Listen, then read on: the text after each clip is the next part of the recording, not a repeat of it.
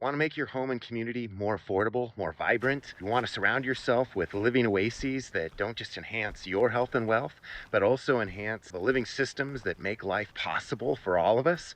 Well, that's what this talk's about. It's a presentation I recently gave in Santa Fe, New Mexico, where the host asked that I come in to help share a number of strategies, policy changes that help do just that.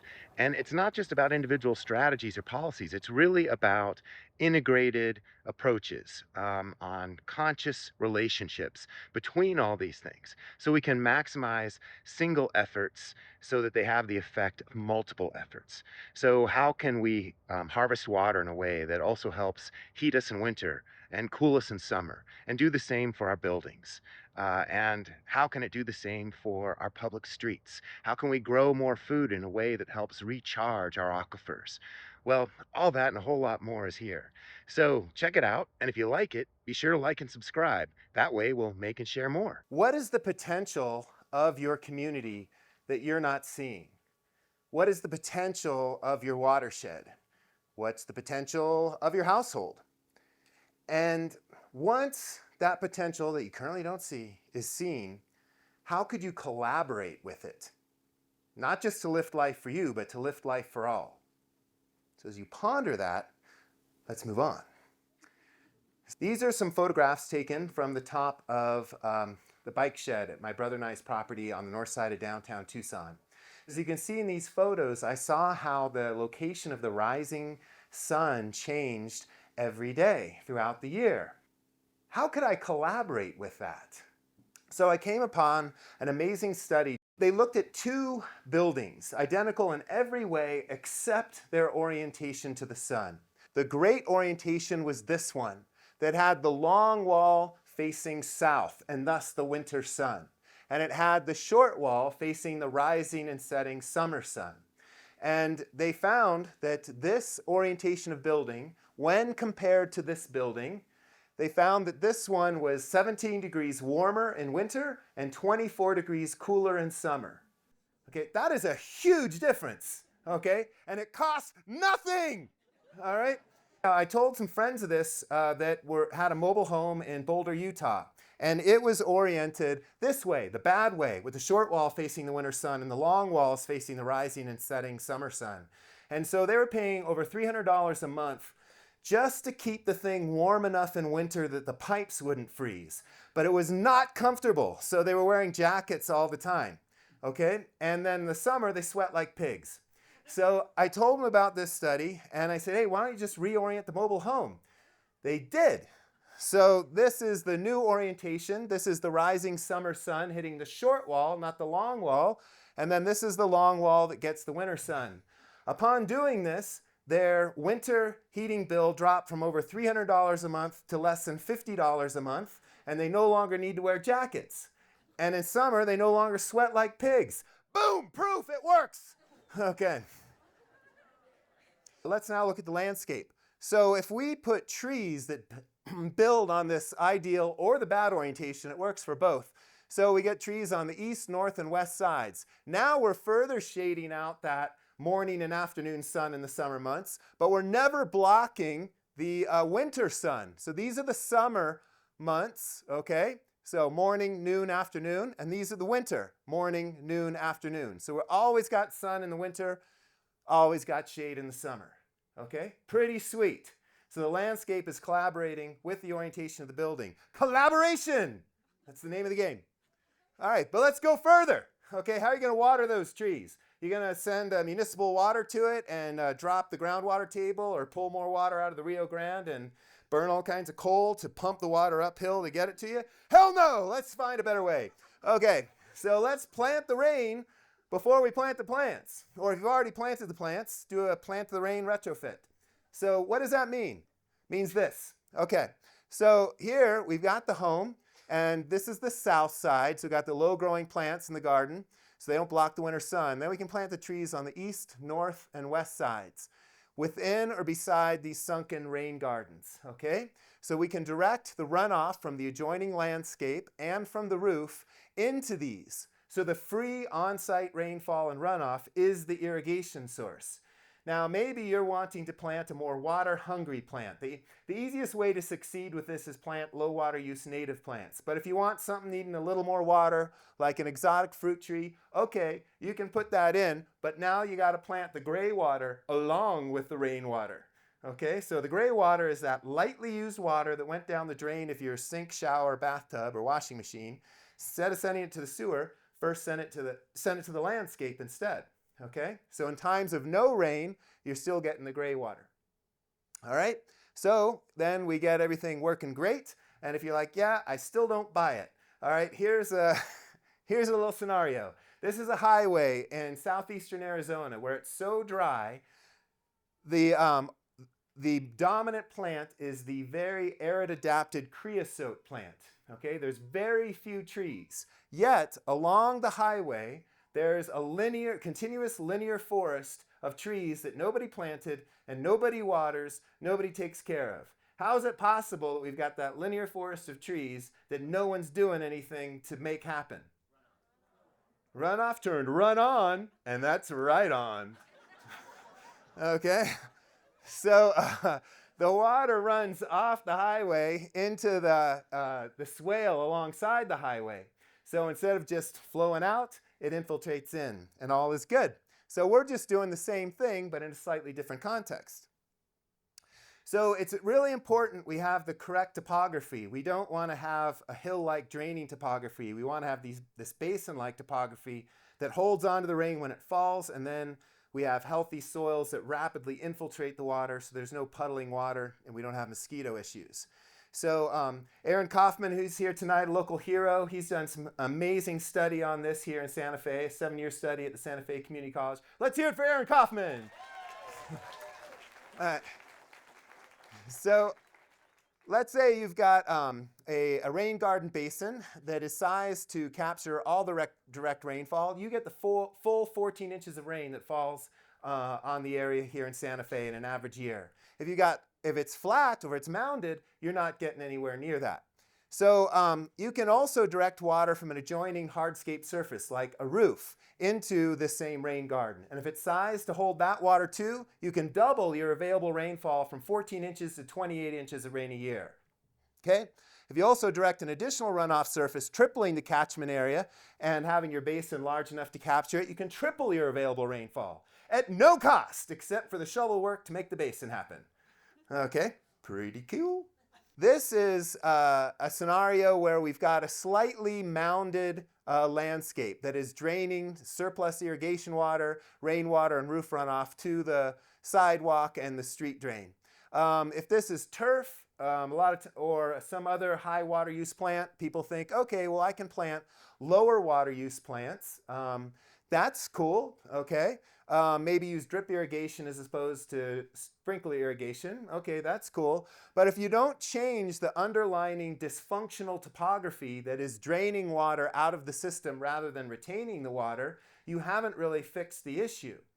So what I'm advocating is this, where we flip it so we've got the basin shape, we've got the water retaining landscape as opposed to the water draining landscape and topography. So with this, we can capture direct rainfall, the water off the roof. We can capture the runoff off the adjoining hardscape surfaces such as the sidewalk. And in times of no rain, we can direct the household greywater into same basin. Pretty sweet. So the goal is, how can we create landscapes where we can get them to the point where their sole water source is free on-site waters? No virgin imported waters like municipal water. Don't need to run the pump to pump the groundwater. Okay, and do it in a way that our landscape actually gives more water back to the local system than it takes out of it. Okay, so 30 to 70% of the drinking water consumed in the average single-family household is used to irrigate landscapes. So think of all the energy and resources that go into purifying that water to drinking water standards and the network of plumbing that gets it to you at that quality, and then you're just putting it right into the dirt? Madness! Okay? So what if instead we then use the free sky juice falling from the sky that is a much higher quality for the plants. It doesn't contain the salts. It's got beneficial nutrients in it and whatnot. use that as the primary water source, household gray water as a secondary source, and so on. That's what I'm advocating. Now here's an example of a co-housing development in Tucson, Arizona, where we're drier and hotter. And so these are all the housing units on either side of the common landscape.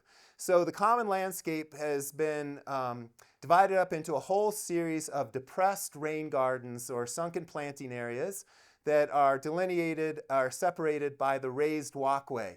So the roof runoff is all draining into this, and this photograph was taken after 2 inches of rain fell in less than an hour. Would have been a problem had we left it like that, because these are high clay soils, so water's just sitting, ponding. That would result in mosquito issue and water loss to evaporation. But we're not done. So we put in the vegetation, the living pump that utilizes the water. The roots and all bring that water down into subsoil and then transpire it through the plant tissue. And we also brought in spongy wood chip mulch and compost, making the soil much more absorbent and able to hold on to the water longer into the dry season. So this is the result 10 years after planting. This landscape now is only watered with on-site rainwater and household gray water, okay? So it's meeting that goal, okay? And it's doing it at a 28-unit housing complex. So this is an overview of the site. The rectangles with the numbers are the buildings, and the blue areas are the rain garden basins, and the green circles are the trees. This is the top, slopes down here. So we've got a whole series of stepped basins, each overflowing one to the next, and then can overflow down at the end if need be, but it never has. So we had a civil engineer add up the cumulative storage capacity of all those micro basins or rain gardens within the landscape and compare that to a conventional stormwater system in terms of its stormwater capacity. And this has 10 times the stormwater capacity and flood control of a conventional system. So it's vastly superior on a flood control standpoint, but it's also the foundation of a water sustainable landscape that's using free on-site waters rather than imported waters to irrigate everything. Let's now jump to gray water, another water source. If your plumbing is encased in concrete, you can't really access it, maybe consider setting up an outdoor shower. Yeah, you're probably not going to use it in winter, but it's a delight in summer, okay? And it can be as simple as throwing a hose over a branch of a tree that's needing that water. But you can do it a little more complicated, and it's a little more convenient to use as well, which I'll show you in a moment. But first, I want to show you more of the potential. So this is a graph from Tucson Water looking at the water consumed in the average single-family household. So 45% of the water is consumed outdoors in the landscape, primarily for irrigation. So then look at these blue sections of the pie. Your laundry, sink, faucets, and shower. That's basically your gray water. Okay, so once used in the shower, take the shower drain water. That meets a good chunk of your outdoor water needs. So while I'm saying you do the rainwater, but also do the gray water. All right. Now here's some ways of doing that. So with the washing machine, I like to you have your drain to the sewer. I like to add 1 or 3 additional drain pipes. And each time I do a load of wash, I move the drain hose from the washing machine to a different pipe, each labeled with the tree that it's sending the water to. Okay, so then out in the landscape, each tree is getting water, and by sending the water to different spots, I never get a super saturated anaerobic section that stinks. I don't have the odor this way, all right? And if I notice one tree needs more water than another, I just keep it on that tree. I keep the drain hose on that tree. So super simple. And here the pipe is outletting.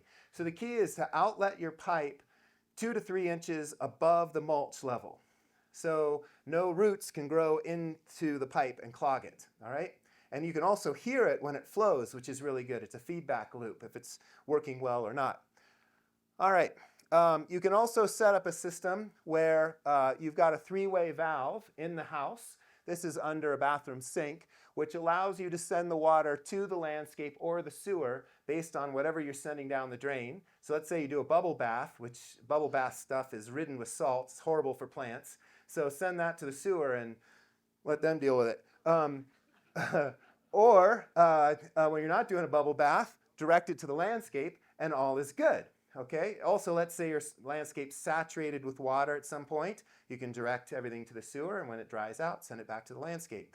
Now, here's the thing with code. So these three-way valves that I find work the best, like the Jandy valve, the Pentair three-way valve, they're made for the pool and spa industry. They're not made for drain pipe. They're actually made for much more intense, harsh conditions, high pressurized systems. So they're designed to handle way more abuse. But we had a lot of problems in Tucson in that it was kind of a lottery whether or not the folks at the building department would approve your plan when you had this, this three-way valve in the system, because they said that's not rated for drain pipe. So we went to the city and asked for a code change, and so they've now written an administrative letter that legalizes these three-way valves, despite them not being listed for a drain pipe. Okay? And I want to point out that, well, you've got great greywater harvesting laws in the state of New Mexico, which followed those in Arizona. And the way the law was changed in Arizona is it used to be you could only do a very expensive greywater harvesting system where you had to have all kinds of filtration systems. You had to have a pump to move the water out into the system. It was very expensive. And I think only 3 entities ever applied for the permit because it was such an expensive, laborious permit. And a number of researchers from the University of Arizona found that despite there being a process to get a permitted but complicated system, there were hundreds of thousands of people illegally harvesting greywater throughout the state of Arizona with no permit because they didn't want to deal with the heinous process. Okay, so taking that information and also finding that the vast majority of the systems had no health risk because people were following common sense guidelines, they went to the state legislature and changed the law. So now, instead of having a very expensive permit, there's no, you don't have to apply for a permit. It's automatic as long as you follow 13 common sense guidelines. And this is the same for New Mexico. So it's automatic, it's free. And then all of a sudden, overnight, hundreds of thousands of people who are breaking the law were no longer breaking the law. Okay, so the whole goal here is how do we mimic the planet's hydrologic cycle? There's a limited amount of fresh water on this planet, and yet the planet does not run out of fresh water. Yeah, maybe sections of the planet have droughts and scarcity at times, but the planet does not. And that's because of all the life forms that have adapted to help cycle that water billions of times in such a way that maintains or improves the quality of that water. So how could we collaborate with the other living systems, the other life, to do the same? So I'm trying to show strategies where that is our aim. So let's look at how another way, let's look a little bit more in depth on how these trees on the east and west side of our houses can help shade and cool us.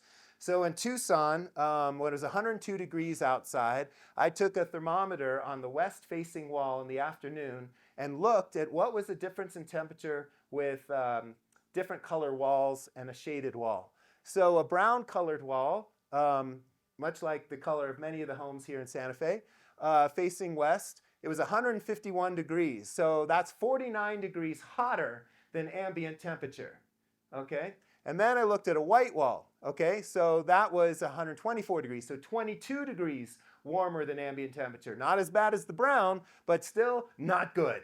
All right? And then I looked at a number of houses, didn't matter what the color of the house, that had the west wall shaded by either a covered porch or tree shade and so forth, and they were just about ambient temperature. So wall color makes difference, but shade is the best. So what about the noonday sun in summer? Okay, so you see the south-facing wall here is shaded, but not by the trees. In this case, it's shaded by a roof overhang. So you can very simply design the roof overhang or an awning that will shade you in the midday summer months but not the winter months. So this is the one-car garage that I turned into a cottage, thus a garage. Um, it's also a shed turned condo, a shondo. It's a charadage. And there's a lot more. Okay, so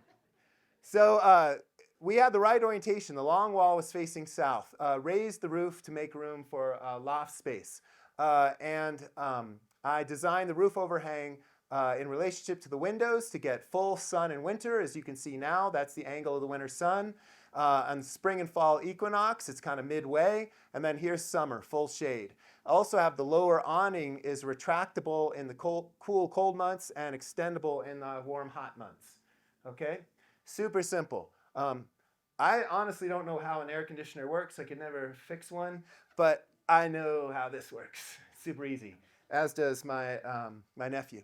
So we also set up a little artwork piece here. So it's hard to see there, but it's right there. So we've got a fishing pole marking the angle of the summer sun at noon on the summer solstice. We've got a ski pole, the angle of the noonday sun on the winter solstice, and golf clubs spring and fall equinox. So we're celebrating this conscious relationship with the sun, harvesting the winter sun and the summer shade. Further boosting things. And none of this is new. You go to Canyon de Chelly, see the White House ruins, and you can see that they built this little community here in the alcove. So it's facing south, so they're getting full winter sun when you want and need it. And then the overhang of the alcove shades them in summer. Perfect. All right, nothing new. Let's get back to the basics. All right, now let's talk about how this works with one's neighbors. So if you were to build a house so high that it shades out the south-facing wall of your neighbor and their south-facing windows, you're kind of screwing your neighbor. If they have a solar hot water heater, as they do here on the roof that's shaded, it doesn't work in winter. This house also has solar panels on the roof that don't work in winter. This is a sustainable housing development. That's how they market it in Tucson. And yet, they didn't have that awareness of maintaining winter sun access. Now, the state of New Mexico has the only decent Solar Rights Act I'm aware of in the nation. So anyone filing with the recorder's office that they are utilizing their access to the winter sun, no one can take that away from you, okay, by building or planting the south of you. But if you don't file with the recorder's office, you don't have that right, okay? So look into that more. Whoops. Okay, so when I raised the roof of the garage to create the garage, I could have gone much higher and I would have shaded out the south-facing windows of my neighbor to the north. But I didn't want to do that. So I limited the height and I set the angle so I do not rob them of their winter sun access. And it does mean that I can't stand up totally straight in the loft. I have to kind of be like this. But every time I'm like that, I do a little giggle of joy because I know I'm maintaining their solar winter sun access. And they now have solar panels on their roof, and now they're taking full advantage of the south-facing winter sun beaming through their window in the winter months. Okay. Everyone's got their own kick. All right, so you also would want to pay attention to your own solar rights. So especially in the low desert, a lot of times we are planting to give us more shade and cooling in the summer months. But if you're not watching what you're doing, you're killing yourself in the winter months. So here's a tree that's giving great summer shade, but all these scenarios are for the winter sun. It's too close to the house, so it's shading the south-facing windows and the panels and the solar hot water heater. People then say, well, I'll do a tree that drops its leaves in winter. But just the bare branches cast enough shade that your solar panels do nothing for you, okay, and block out the bulk of your winter heat. So move it far enough to the south that you're not blocking that desired sun. And let me elaborate on that further. Oops. So how would you figure that out? So for the noonday sun here in Santa Fe, it's a 1 to 1.67 ratio, but I'm going to simplify it. Let's call it 1 to 1.7. So for every foot something is tall, it'll cast a shadow to the north 1.7 feet in length. at noon on the winter solstice. Okay, the day, the shortest day of the year that also has the longest shadow. Okay, does that make sense? Okay, this diagram is to the Tucson ratio, but you now have the Santa Fe ratio. All right, so now I'm going to go further. So how can we do more of this work out in the public realm, the public right-of-way? So this is the public right-of-way in front of my brother and I's property in 1994 when we bought the property.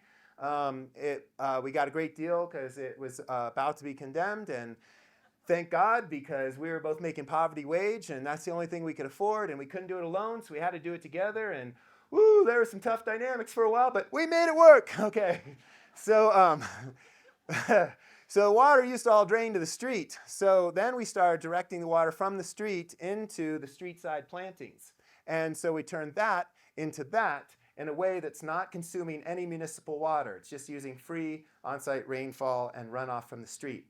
I'll elaborate on that more in a moment. So when we did that, when we started cutting the curb to allow water into the street side basins, that was illegal at the time, okay? Well, illegal is not really the right word. The right word is it was pre-legal. It just hadn't been legalized yet. They were just waiting for us or someone else to show them the way. So what we did is we cut the street curb on Sunday mornings when no one from the city was watching. And then we slowly tweaked the system and improved it, and it was working great. And so neighbors were coming by and they're like, I don't get it. I don't see you watering your plants, but they're looking a lot better than ours, and they're growing a lot faster. What's going on? And then so we showed them what we're doing, and they're like, oh, that's brilliant. I want to do it too. I'm like, well, hold on. We need to change the system. So we started having meetings with the city, and we eventually got to the point that we legalized it. And so this little guerrilla action ended up being a pilot project for the community. So small actions can make a big difference. So if there's something that you're enticed to do and it's illegal, I think you know what I'm saying. Okay. But do it in a healthy way, do it in a smart way. There's different kinds of basins you can have. So we're doing eddy basins. So basically the water's coming down the street gutter, and then we have the inlet on the high upstream side. So we let the water in, it fills up. Once it's filled up, it backs up on itself, and the surplus goes down the stabilized street gutter.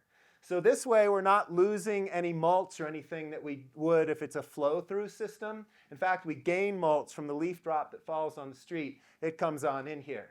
And some people might say, well, doesn't that collect garbage too? Yeah, it's great. Okay, so now you don't have to walk up and down the street to collect the garbage. It's in the rain garden. Makes it easier. Okay? We're now harvesting over 1 million gallons of stormwater a year just in our neighborhood that used to flow out of the neighborhood with these strategies. Okay? Now it's not only been legalized because the city's seen the potential of this, now it's incentivized with $2,000 per residence rebates for water harvesting. You can also get a $1,000 rebate for greywater harvesting. And the great thing about these rebates is you don't get the rebate until you take a free 3-hour class. Okay, so a lot of people that don't know how these systems work, they get educated, and then you can't have shady contractors take advantage of them because they better understand how all this works. Okay, and a lot of the good contractors have helped us create the curriculum. So we used to do curb cuts. Now we're doing curb cores because they cost a lot less to install. So we do a 4-inch diameter core. Yes, they are a little more likely to clog up, but as long as people are getting out before the rainstorm or rainy season and clearing it out, we find it works really well. And the other key thing is to work as a community. So it's going to cost $350 for the crew to show up to do your curb coring. Even more money for the folks to do the curb cutting. So what we do is we get a whole bunch of neighbors together and list their addresses as you would meet them as you drive down the street, so they can do all these folks at once. So instead of costing $350 for the curb core, it's only $50 per curb core because we're working as a community. When we're doing this street side runoff harvesting, some great studies were done by Mitch Pavo-Zuckerman. Down at the bottom here is the study. So he looked at street side rain gardens or basins with different surface treatments. One had rock and gravel, the other had organic matter like compost, wood chips, or just cut up on-site prunings. And he found that those with the organic matter had twice as much soil moisture as those with the rock and gravel, even though the ones with the organic matter treatment had a smaller catchment area contributing water to those basins.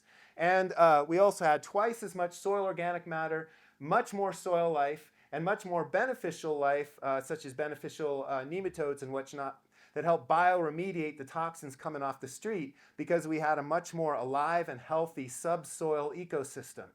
Okay, because that organic matter is both habitat and food for many of those microorganisms. So let's collaborate with the system, not fight it. And you don't have to mine rock. You can just prune your neighborhood street trees and get your mulch for free. Just make sure you cut up your prunings to 6-inch or shorter sections so it doesn't become a pack rat nest. Okay, and the more soil-water contact, the more quickly it decomposes. All right, and none of this is new. All right, so this is just building on the traditional knowledge of the Native American auction or traditional runoff farming. So they would be pulling farming within the floodplain of an ephemeral waterway, or with a little detritus weir would put some of that water up, more of that water up onto the floodplain. So our streets are our ephemeral waterways in the built environment typically. But the concrete curb is the Berlin Wall that's separating the water from the floodplain. So if we cut through that, we can reconnect them. We can bring them back together. And in our parking lots, instead of having these mounded landscape strips that drain water, gravel, soil into the parking lot, let's flip it and let's have it depressed. So in order, trying to push this, we created the commercial water harvesting ordinance in the city of Tucson. So that means a commercial property has to meet at minimum 50% of its landscape irrigation demand with passively harvested on-site water. And the way to do that is to create the water harvesting topography and then direct the hardscape runoff to those low vegetated areas. Now, when we were originally looking at creating this ordinance, there were some folks pushing for tanks. Don't go that route. Tanks are way too expensive and they don't have as much capacity as the passive systems. The other great thing about the passive systems is everyone can see them. They can see if it's working or not because everything's on the surface. There's no pipe or anything buried. Okay, so it's more accessible and it helps educate the community. All right, and so we want to move away from this dysfunctional draining topography to the water harvesting topography and making sure we're harvesting the water where we want the vegetation, and we've got the raised mounds where we've got feet and wheels, not the plants. Now within these basins, you might be wondering, well, what am I going to plant? So we break up our rain gardens into 3 microclimates: the bottom zone, the terrace zone, and the top zone. How do you know what plant goes where? Go take a hike. Go into the local intact pockets of your ecosystem and see what species prefer the low spots that get inundated with more water and also cold night air. Okay, and those are the species you want to put in the bottom of your basins. What are a little bit higher, don't get as much water, don't get as much cold air pooling? That's what you put on the terrace. What are the species that are even higher still and seem to prefer better draining soil? That's what you put on the top zone. Okay, super easy. In my books in the plant appendix, I list plants by their preferred rain garden zone, and we're working with local nurseries to do the same on the little plant ID labels at the nursery. So yeah, it's working sweet. So we're doing so well along the street, we decided to take it into the street. Okay, so we had a lot of really bad cut-through traffic in our neighborhood, so we wanted to get some traffic calming. But instead of doing the typical roundabout that's mounded and drains water, we depressed it lower than the street. So at minimum, it captures all direct rainfall. And if the street is not crowned, but rather depressed, you can create curb cuts to let the water in as well. So we saw how much water was starting to capture in a storm, brought out neighbors to plant it so they would be invested in it, literally set roots with the plants, and then here's the neighbors harvesting the food from those plants a number of years later. So we look to the local ethnobotanical record to see what native plants also produce food, medicine, craft materials, and more. Here we did a chicane where we pulled the curb out to narrow the street and protect on-street parking downstream and upstream. So we marked it out, removed the asphalt, got the nice 2-foot deep basin, and there it is full of water. And now that everything's established, all is watered for free by that stormwater while controlling flooding. So here's the Girl Scouts planting a street side tree. We select the native mesquite tree because it's a great food producer. There's my sister-in-law harvesting the edible mesquite pods. They're like our native carob tree, naturally sweet. And with many of the native foods, like acorns do the same thing, pinyon nuts do the same thing, they slow the body's intake of sugars. So people with hypoglycemia or diabetes really benefit when they're eating more of these native foods. And sometimes people are even on dialysis, can get off dialysis when they switch to more native foods in their diet. These are some mesquite pods, and notice how these ones are stripped. So every tree, every native plant has its own flavor, okay, because they're not genetic clones. So the wildlife tells us the sweeter pod ones, because the birds strip the pods to the sweet ones. And that tree will be sweet year after year. It'll maintain that. So we map out the better tasting plants, and we go back and harvest from them year after year. The other great thing about planting a native plant, like a native mesquite or a native oak, is it will support way more species of native pollinators and so forth. So a native mesquite tree can support over 60 different species of native pollinators, where a non-native mesquite can only support 12. So if you want more bird life, native wildlife, plant a native. We are attracting Wilson's warbler and these other songbirds, small songbirds that migrate through the area, which explodes my sense of place. So we're here in Tucson, but we're on this huge migratory belt. So if we can plant the plants that support those species going up and down, not just the birds, the insects and so forth, the butterflies, our community is much larger. And here are some of the neighborhood kids harvesting the prickly pear fruit that's passively irrigated from the harvested street runoff. This is before we started draining to the street. This is after harvesting off the street. Things grow, kids harvest, less crime. Because if you want to commit a crime and you're in that mindset and you see a bunch of giggling kids with this bountiful harvest, kind of changes your mindset, okay? So this is also an economic boon for the youth of our community.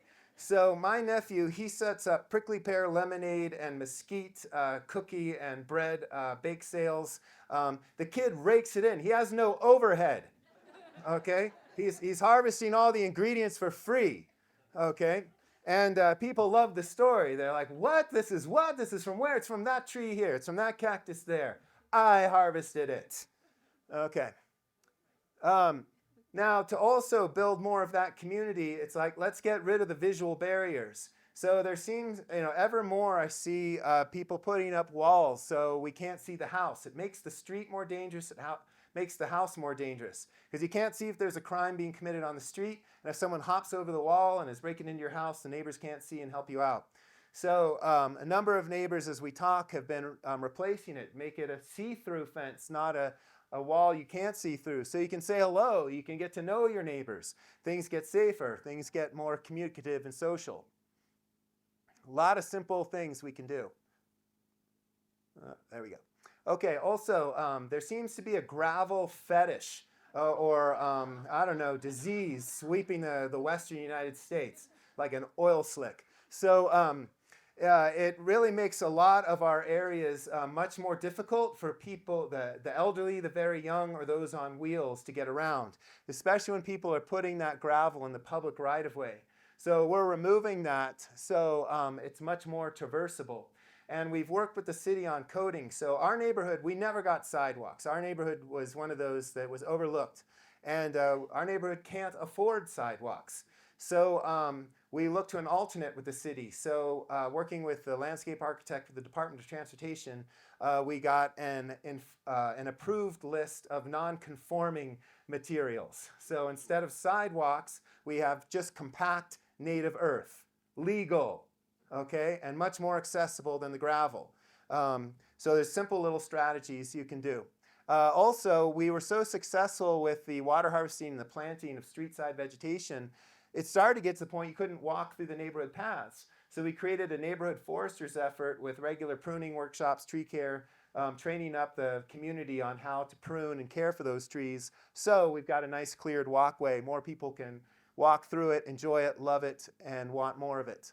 Okay, so we're turning this situation into this situation.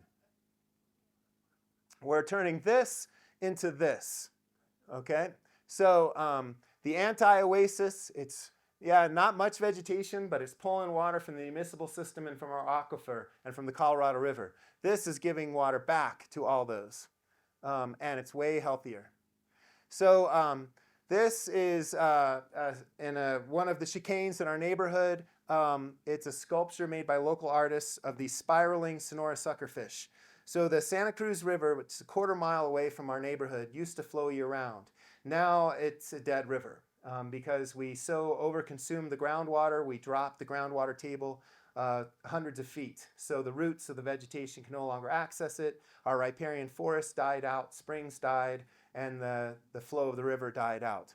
So the spiraling Sonora suckerfish is telling us what we lost, but what also we could regain if we change the way we manage the watershed from the top to the bottom. And within the spiraling Sonora suckerfish is a horned lizard that my nephew is next to. So the horned lizard has evolved to be able to harvest rainwater off its back. So when it rains, it walks out into the rain, it lifts its rear legs so the roof of its back drains towards its mouth, and water travels through tiny channels or gutters between its scales to its mouth. We can do the same thing. The roof, the back, can be many different things. It can be the roof of our house. It can be our streets. This street draining the water to the in-street water harvesting, traffic calming chicane in a way that we give back more water to the system than we take out, so we can eventually bring back the flow of the river and bring back the Sonora suckerfish. The Sonora suckerfish, which is one of the totem species or canaries in the coal mine, telling us what is the health of our community. Another is the southwest synchronous firefly. And talking about fireflies, so this is outside Silver City, New Mexico. A colleague of mine, Van Clothier, Bill Zedike, who's here tonight, the water whisperer, he has mentored us both and has shown how we and a great many others can transform an eroded, down-cut drainage system like this that used to be a very healthy wetland, bring back the healthy wetland just by creating some very simple one-rock high structures like little speed humps in the flow that allow sediment to accumulate, moisture to linger longer in that sediment, seeds to germinate, the riparian grasses and vegetation return, which grows and heightens the structure, makes it more resilient, makes it more effective, it captures more sediment, more moisture, more seed, grows more of it, and the wetlands regenerates. So the structure just does a little nudge to turn this into this. And it gets better still because here the riparian vegetation is literally growing uphill. So it's following the water that's moving via capillary action up the banks. And Van's standing on one of the structures, one of the few sections you can still see due to the vibrant vegetation covering much of that. So check out Bill and Van's book, Let the Water Do the Work. Also check out the new 5-part docuseries, Let the Water Do the Work, featuring Bill Zedike. You guys have amazing water heroes in this region. You're very rich. So that work of bringing back the wetlands, that work of bringing back more moisture to the soil, that's what brings back the on-earth stars. That's what brings the fireflies back. So fireflies, that's something that I experienced as a kid out east when I'd visit my grandparents in Kentucky. But they are in Arizona. They are in New Mexico. They are in the areas where the native grasses aren't mowed down or chomped down too much. So the fireflies can do their full life cycles there, and it's where more moisture lingers. And a great many of these areas where we harvest water, especially the wetlands, they're prime firefly habitat. So we can not only collaborate with our closest star, the sun, we can collaborate with the flying stars, the fireflies. because that makes a better world. So, if you want more info on all this, be sure to check out my books, which are for sale tonight. And if you want the new Spanish edition, it's out now. Okay, so I'll also have those. And if you like swag, I've got Plant the Rain, organic cotton baseball caps, and or Siembra la lluvia. So I got it in Spanish too, along with stickers. And also check out my website. My website's harvestingrainwater.com and sunandshadeharvesting.com for more information on all this. And for our rain-irrigated neighborhood food forestry efforts, check out neighborhoodforesters.org. Thanks so much for coming out tonight.